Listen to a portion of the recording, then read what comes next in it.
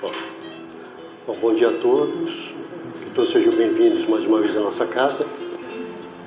Antes que nós comecemos a exposição do Livro dos Espíritos, dando a continuidade da nossa parte, convido a todos que a gente possa fazer uma prece, né? Então vamos todos elevando os nossos pensamentos até Deus, nosso Pai, Jesus, o nosso Mestre, e também aos bons amigos espirituais que estão sempre presentes, nos auxiliando, nos orientando, e que mais uma vez nós possamos estar assistidos por esses companheiros para que nós possamos captar a essência do ensinamento que virá ao nosso encontro nessa manhã, para que isso possa nos completar, possa nos levar adiante, ainda que timidamente, em direção ao Pai, mas que nós possamos expressar a nossa gratidão por todo esse auxílio, por toda essa revelação que é a doutrina dos Espíritos em nossa vida. Que assim seja. Bom, antes que a gente dê início, né, eu vou passar a palavra para o senhor Aurélio. Aurélio, à vontade.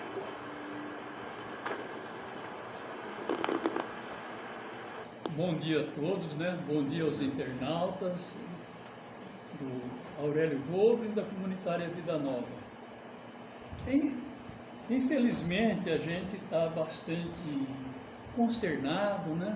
Entristecido com a partida do nosso companheiro Amaury Machado dos Santos. Muita gente conheceu, né? E aqui essa casa deve muito a ele, né? Ele trabalhou por muitos anos. Eu não vou dizer que ele era o único testemunha vivo da fundação, porque ainda tem os dois filhos do fundador, mas foi o que permaneceu mais tempo frequentando aqui, foi por 2 ou 3 gestões, foi presidente da casa, e na fundação, nas paredes dessa casa, tem a marca do Amaury. Na nossa mente tem a marca do Amaury, aquele gesto gostoso, aquele palavreado próprio dele, e nos deixou assim muita lembrança, e nos deixa hoje um tanto consternado, embora saibamos que a passagem para o mundo espiritual é natural. Um dia todos nós vamos deixar esse mundo e vamos passar. Então, a nossa homenagem, pedimos a todos as nossas preces pelo Amaury, a nossa gratidão para ele. Vamos dizer, hoje ele não tem condição de registrar, mas num futuro próximo ele poderá registrar isso, para dizer para ele a nossa gratidão, o nosso muito obrigado por aquilo que ele prestou. Ele deixou marcas profundas, e para dizer para ele até breve, porque mais dias, menos dias, nós vamos nos encontrar, isso com certeza. Obrigado a todos, tomei um tempo da exposição, mas agora volto ao nosso companheiro Cláudio.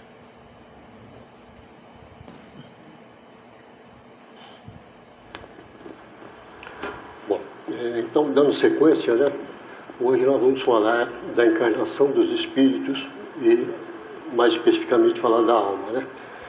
Essa é a parte 2 do Livro dos Espíritos, capítulo 2, né, que a gente já vem na sequência, né? Então, vamos ver hoje as questões de 136 até a 139. Fazendo algum comentário aqui. Vamos lá. 136. A alma independe do princípio vital. Só lembrando, né, o princípio vital, ele tem sua origem lá no fluido cósmico universal, né? É o fluido vital que nos dá, que anima os seres vivos, né? As plantas, os animais e os seres humanos, né? Seres vivos orgânicos, né? Então ele fala assim, olha, a alma independe do princípio vital. Ele fala, o corpo não é mais que um envoltório, repetido constantemente, né? O espírito é independente, não depende dos corpos que usa, né? Mas para que possa evoluir, ele é independente, mas tem uma questão, né? Para que ele possa evoluir espiritualmente, ele precisa estar encarnado, utilizando um corpo que lhe garante estabilidade emocional, né? Um corpo minimamente normal, né? E dê as condições necessárias para que ele possa caminhar aqui, né? Então veja, nós temos aqui também.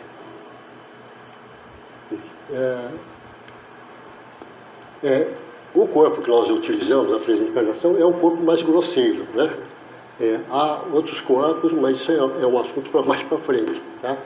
Vamos pegar aqui só o corpo perispiritual, que nós falamos na última exposição, né? Que é a ligação entre o corpo e o espírito, né?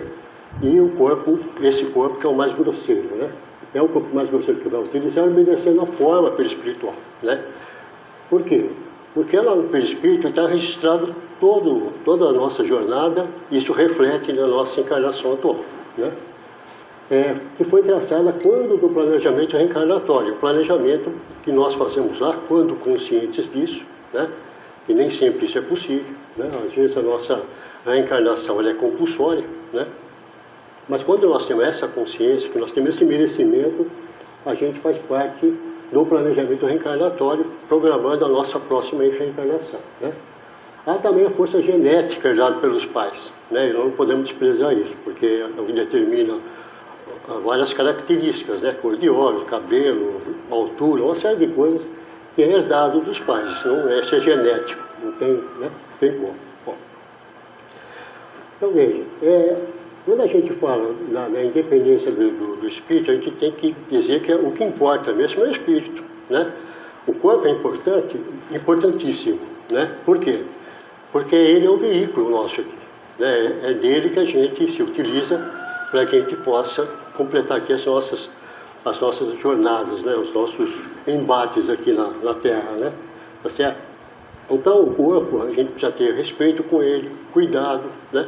Porque é um empréstimo feito por Deus, né? A gente não pode ficar abusando do corpo, até porque nós vamos depois colher as consequências do futuro, né? E também tem outra coisa, né? Esse corpo, ele é momentaneamente utilizado, né? Embora seja por muito tempo, mas um dia a gente não vai mais utilizar ele. Um dia que a gente tiver o merecimento de não reencarnar mais, a não ser em missões ou alguma coisa assim, então a gente não vai precisar mais dele, né? Talvez precise de outros corpos mais fluidos, né? Ou mais fluídicos, em outros planetas que não sabe ao certo, né? Mas em se tratando de Terra, talvez a gente já não utilize mais, né? Embora isso vai demorar um pouco, mas essa é a realidade, né? Então, bom. Aí o Kardec, lá na 136A, ele pergunta o seguinte: pode o corpo existir sem a alma? Então tem a resposta lá. O Espírito responde: pode. Entretanto, desde que cessa a vida do corpo, a alma abandona, né? Antes do nascimento, ainda não há união definitiva entre a alma e o corpo, ao passo que depois dessa união se haver estabelecida, a morte do corpo rompe os laços que o prende à alma e esta o abandona. A vida orgânica pode animar o corpo sem alma, mas a alma não pode habitar no corpo privado de vida orgânica, né? Quando a alma sai, né, o corpo não pode mais expressar a inteligência, né? Desaparece-lhe a razão, não fala e perde a sensibilidade. Por quê? Porque a alma é o principal, é ele que comanda o corpo, né? Embora a gente tenha um cérebro que seja talvez o órgão mais importante, mais complexo do corpo humano, o espírito é tudo, né? Porque sem o espírito, o que é o cérebro? Um pedaço de carne, né? Vamos ser bem realistas aqui, né? Tem gente que às vezes coloca o cérebro como importante, é importante, mas sem o espírito não é nada, né? O espírito está sempre no comando, tá certo? Muito bem. Então, bem, essa questão aqui, quando ele fala que a vida orgânica pode animar o corpo sem alma. Essa vida orgânica é a vida vegetativa, né? Às vezes a pessoa fica ali, o espírito está praticamente desligado, mas ele continua vivo porque está ligado a aparelhos, né? Então ainda há vida orgânica. Mas o espírito, ele não pode habitar o corpo porque ele não tem vida orgânica de inteligência, de sensibilidade, né? Isso já desapareceu nessa altura. Então ele abandona o corpo. Certo? Na 136, Ver aqui. Ver se eu não fiz um 36.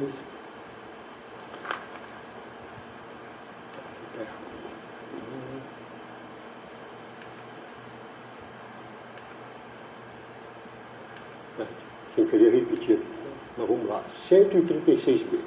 Então, o que seria do nosso corpo, se não tivesse alma, né? Então ele pergunta, simples massa de carne, sem inteligência. O Espírito foi curto e grosso, né? Nós dizemos aqui, né? Tudo o que quiseres, exceto um homem, né? Então, mais uma vez, a gente vai bater o Espírito é sempre tudo, né? O corpo, através da sua importância, embora tenha muita importância, ele sem a alma, sem o espírito presente, ele não é nada, né? Deixa eu ver o que mais que eu devo ter anotado aqui. Bom, sempre lembrando que a vida espiritual é a nossa verdadeira vida, né? Essa vida temporária aqui, embora se repita muitas vezes, uma hora a gente vai passar dessa fase, né? Tá certo? Depois pulamos lá para 137. Ainda tinha uma observação aqui, desculpe, que eu falo que o corpo não é nada mais que um veículo, né, em cuja direção está o espírito, né? Sempre vamos pensar dessa maneira, né? E por isso devemos cuidar com carinho do nosso corpo, para que tenhamos nós, espíritos encarnados, as condições de bem executar o que programamos para a tal existência, né? Nós temos que cuidar do corpo para que ele tenha condições da gente estar aqui completando aqui, ou dando continuidade à nossa jornada, né? Agora vamos lá para 137. O espírito pode encarnar a um tempo em dois corpos diferentes? Ele responde que não, né? O espírito é indivisível e não pode animar simultaneamente dois seres distintos, né? Veja, o espírito conserva sua individualidade em todas as dimensões onde é chamado a servir. Nos esclarece Miramês. Miramês é um espírito que faz comentários de vários livros, inclusive o livro dos Espíritos, comentou ele todinho, né, o livro dele, e a gente pega alguma coisa lá, né. Então veja, seria estranho o espírito estar em dois ou mais corpos, né, então vocês imaginem a confusão que seria, né, porque cada corpo iria dar uma condição a ele, né, e então a coisa ficaria dividida, não seria uma coisa única, né, até porque nós somos únicos, né? Não há em todo o universo dois espíritos idênticos, não tem, né? Isso decorre do tempo da nossa criação por Deus, das experiências adquiridas, recolhidas no tempo e no espaço, levam o selo do esforço próprio que nos trouxe até o nível atual de evolução, né? Então, Deus nos garante essa individualidade, né? E a imortalidade, né?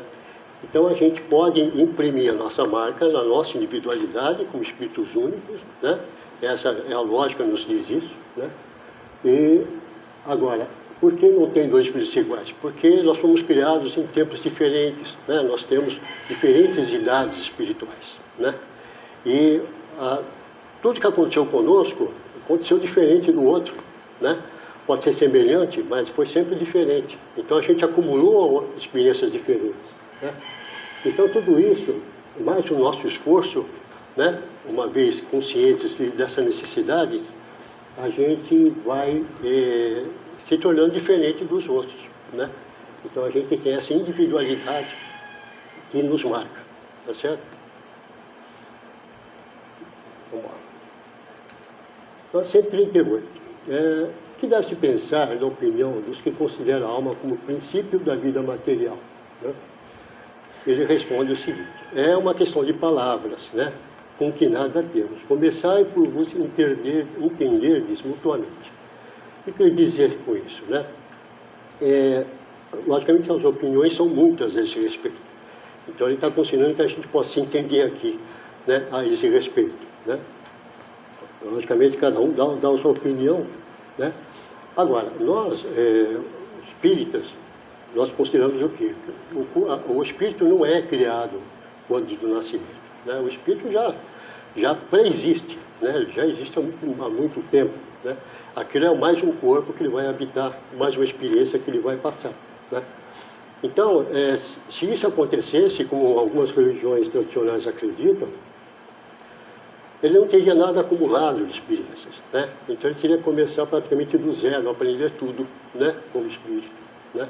Ao passo que nós não, a gente vem de muitas encarnações, né? Somos espíritos já antigos, né? E chegamos até aqui, né? Então vamos imaginar o que nós já passamos, o que nós já contribuímos, o que nós já também destruímos, né? Porque a gente não sabe como é que foram essas encarnações passadas, né? A gente pode sempre medir pelo que nós passamos atualmente, né? Então a gente pode imaginar o que nós fomos no passado, né? Muitas vezes. Agora, mais uma observação aqui, olha, se o espírito fosse criado no nascimento da criatura, ele teria que aprender tudo a partir do início, como eu disse. Na infância do espírito encarnado, vai aos poucos retomando a sua consciência para, mais ou menos aos 7 anos, completar a sua encarnação. Então o espírito, ele encarna, reencarna, e durante essa fase da infância, até os 7 anos, ele está entre os 2 planos ainda.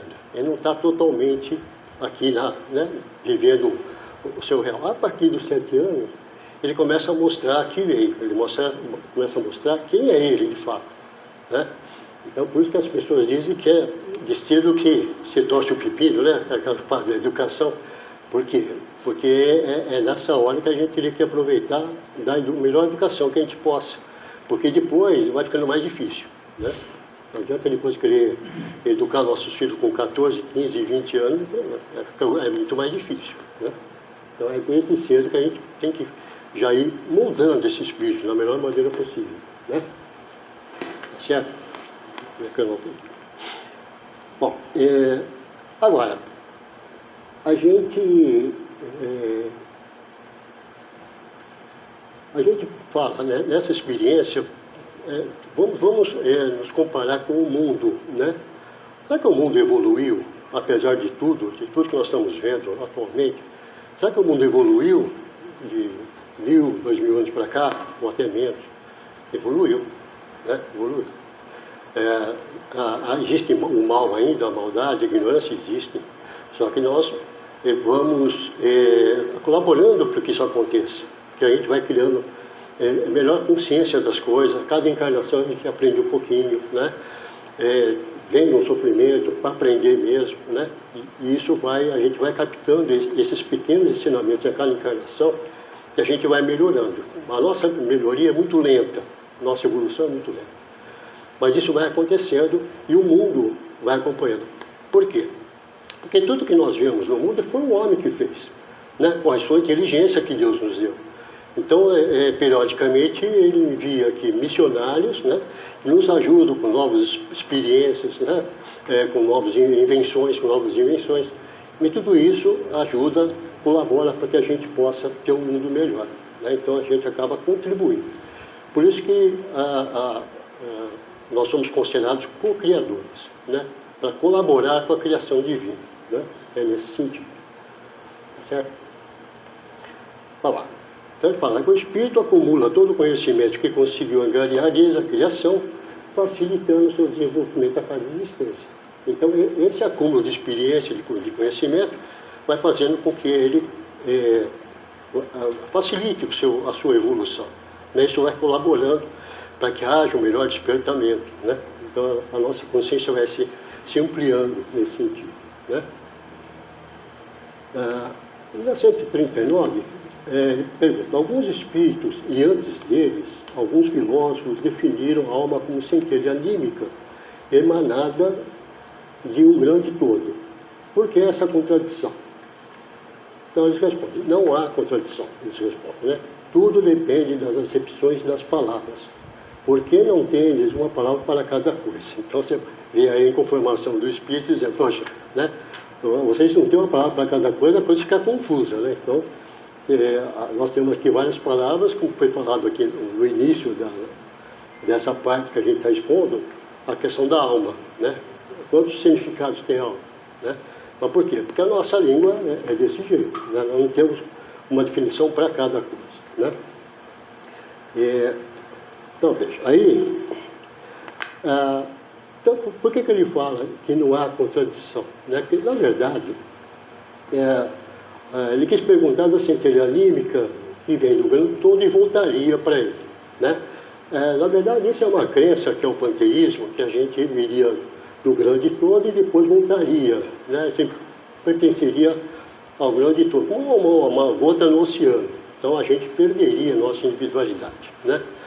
Agora aqui no caso não, a gente realmente vem de um grande todo, que é a criação de Deus através, né, do fluido cósmico universal, no sentido material, né, que vamos prover o corpo, o espírito. E agora, a gente não retorna, o que retorna para lá é o princípio vital. O espírito não, ele continua, né, continua a sua jornada, né. Eu costumo dizer que, embora a gente esteja aqui envolvido com família, com companheiros de trabalho, uma série de envolvimentos, ao desencarnar, a gente segue a nossa jornada solitária, individual. É nosso com Deus. Então, não é uma coisa que a gente vai levar, né? A gente, logicamente, vai até, depois, mais tarde, se unir àqueles companheiros que nós guardamos uma verdadeira afeição, para que a gente possa se reunir e se ajudar no plano maior, né? E até depois colaborar na vinda de uma próxima encarnação, né? Até porque a gente vai ter que planejar, né, com quem voltaremos, né, quais são as dívidas que deixamos para trás, né, para que a gente possa acertar essas arestas, né? Então é isso. O espírito segue a sua jornada, porque, volto a dizer, ele tem a sua individualidade, a sua imortalidade, e segue em direção à sua perfeição. Embora, sempre falo, muito distante ainda, mas a gente não pode desistir nem desanimar. A jornada é longa mesmo, né? Mas se algum chegar, nós também chegaremos, né? E outro, é o que o Pai quer, é o nosso destino, né? Ele quer que a gente alcance essa perfeição relativa, né? Então a gente tem muito que caminhar, né? Então a gente tem que aproveitar a atual existência, né? E nós temos a oportunidade de conhecer a doutrina espírita, muito esclarecedora, né? Eu acho que é uma oportunidade mesmo que foi colocada no nosso caminho, do nosso aprendizado. Então a gente tem que se agarrar nisso, né? E não pode dizer assim, na próxima encarnação eu começo. Cuidado com isso, tem que aproveitar agora. Não importa se eu sou jovem, se eu sou velho, não importa, né? Porque na próxima encarnação, você não sabe onde é que você vai parar, né? Todos nós aqui, e já temos algum esclarecimento, uns mais, outros menos, na próxima encarnação, nós vamos ser colocados num lugar, né, para que nós possamos florescer lá, que nós possamos colaborar com aquele país, com aquela comunidade, com aqueles companheiros. Então hoje nós estamos no Brasil, que apesar de tudo é um país maravilhoso, né? Mas amanhã eu posso estar no Paquistão, posso estar na Coreia do Norte. Já pensaram nisso? E estou lá para colaborar, né? Então vamos pensar profundamente nisso, né? Porque é por aí que a coisa funciona. Bom, gente, era o que eu tinha para hoje. Deixa eu ver se tem mais alguma coisa aqui. Eu fiz a observação que as definições dos homens sobre tudo dependem da época que viveram, né? Das condições que possuíam para tais afirmações, da cultura, enfim, de uma gama de possibilidades, né? Daí vai ao infinito, né? E Jesus já falava que haveria um tempo de ter um só pastor e um só rebanho, né? Então, um dia nós teremos uma só religião, vamos pôr aqui entre aspas, né? Um só pastor que é Jesus, abaixo de Deus. Tá certo? Bom, finalizando, eu agradeço a atenção e a paciência. Vamos passar agora para a segunda parte, né? Os nossos passos. Eu convido os médicos pacientes para se dirigir à Câmara de Paz, né? E que nós, com máscara, né, possamos tomar nosso passe. Muito obrigado.